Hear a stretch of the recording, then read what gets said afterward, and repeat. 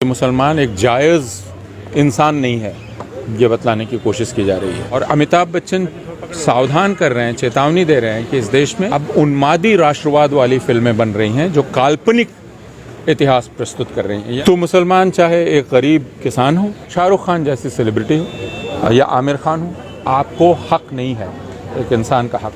कल नफरत फ़ायदेमंद हो गई है, व्यावसायिक तरीके से फ़ायदेमंद है, राजनीतिक तरीके से फ़ायदेमंद है, और वो हम लोगों को एक दूसरे से बांट रही है। और अमिताभ बच्चन सावधान कर रहे हैं, चेतावनी दे रहे हैं कि इस देश में अब उन्मादी राष्ट्रवाद वाली फिल्में बन रही हैं जो काल्पनिक इतिहास प्रस्तुत कर रही हैं। ये अमिताभ बच्चन कह रहे हैं। तो बात बहुत साफ है, हम सारे लोगों को दिख रही है। अगर हम इसको नहीं देखना चाहते हैं अमिताभ जी भी क्या परेशान है इस विरोध से?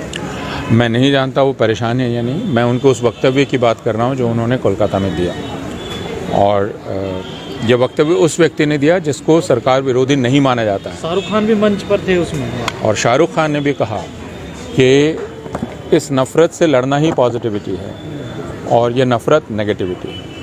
सर, क्या आज के दौर में मुसलमानों ने गुनाह है, जिस तरह से हम देख रहे हैं, फिल्म हो, फिल्म स्टार हो या आम आदमी हो? ये बतलाने की कोशिश की जा रही है कि मुसलमान होना अपराध है, बल्कि मुसलमान एक जायज़ इंसान नहीं है, ये बतलाने की कोशिश की जा रही है। असम में 2 दिन पहले से एविक्शन ड्राइव चल रही है, जिसमें हज़ारों और उनमें से ज़्यादातर मुसलमान हैं, उनको उजाड़ा जा रहा है, और उन मुसलमानों के ख़िलाफ़ वहाँ का मीडिया अभियान चला रहा है। तो मुसलमान चाहे एक गरीब किसान हो जो असम में किसी तरह से अपना गुजारा करता है, या शाहरुख खान जैसी सेलिब्रिटी हो या आमिर खान हो, मुसलमान को यह बतलाया जा रहा है कि आपको हक नहीं है एक इंसान का हक। मुसलमान शादी कैसे कर सकता है अपनी मर्ज़ी से? मुसलमान अपनी मर्ज़ी से पढ़ाई कैसे कर सकता है? यह कहा जाता है अगर वो नौकरी हासिल कर रहा है तो आरएसएस के चीफ कहते हैं कि यह साजिश है, हिंदुस्तान के स्टेट स्ट्रक्चर में घुसने की साजिश है। तो फिर मुसलमान पढ़ भी नहीं सकता, मुसलमान नौकरी भी नहीं कर सकता। आप मुसलमान को मिक्स्ड लोकेलिटी में मकान नहीं लेने देते हैं। गुजरात में डिस्टर्ब एरियाज़ एक्ट देख लीजिए, जहाँ मुसलमान कई जगह ज़मीन खरीद नहीं सकते, मुसलमानों को मकान बेचे नहीं जा सकते।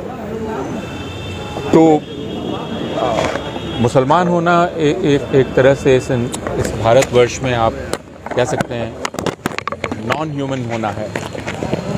आगे का मुस्तकबिल किस तरह से देखते हैं? आगे का मुस्तकबिल वो है, मैं शाहरुख खान की ही बात दोहराऊंगा, वो संघर्ष का है। यह बतलाने का है कि आपने बहुत कोशिश की लेकिन हम मरे नहीं हैं। यहाँ भी आज जो बातें आपने सुनी, जामिया के तलबा की बात सुनी, अलीगढ़ मुस्लिम यूनिवर्सिटी के स्टूडेंट की बात सुनी, उन पर जो जुल्म हुआ 3 साल पहले, उसके बाद कोई खड़ा नहीं हो सकेगा, लेकिन वे खड़े थे, वे बोल रहे थे। तो मुस्तकबिल तो संघर्ष का है, जद्दोजहद का है, हार मानने का नहीं। सर, इस वक्त मुसलमान जो अपने आप को अकेला महसूस कर रहा है, कोई उसकी आवाज़ उठाने वाला नहीं है, तो मुसलमान खुद अपनी आवाज़ उठा रहा है। मुसलमान ये कह रहा है कि उसको मारा नहीं जा सका है, और इसको मैं बहुत उम्मीद की बात मानता हूँ। उनको अगर अपनी इंसानियत साबित करनी है तो उनको मुसलमानों के साथ खड़े होना होगा, सारे राजनीतिक दलों को खड़ा होना होगा, उनको हकला कर और अप्रत्यक्ष रूप से इनडायरेक्टली बात ना करके साफ साफ बात करनी होगी। अपनी जनता को बताना पड़ेगा कि यह कोई सभ्य तरीका नहीं है जीने का, यह कोई सभ्य मुल्क नहीं है जिसमें आप अपने जो दूसरे नागरिक हैं उनके साथ इस तरह का बर्ताव होने देते हैं, उसकी इजाज़त देते हैं। फिर दुनिया में आपको कहीं भी इज्जत की निगाह से नहीं देखा जाएगा।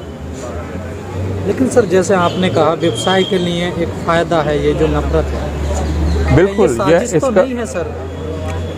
आप इसे साजिश माने या न माने, साजिश में ऐसा लगता है कि कोई चीज़ छिपी हुई है। ये तो खुलेआम हो रहा है, जो कुछ भी हो रहा है खुलेआम हो रहा है। प्रधानमंत्री खुलेआम भाषण देते हैं, प्रधानमंत्री जाकर खुलेआम भाषण देते हैं, गृह मंत्री खुलेआम भाषण देते हैं कि 2002 में हमने सबक सिखा दिया। कोई भी चीज़ छिपी हुई नहीं है, हर चीज़ बहुत ही खुली हुई है।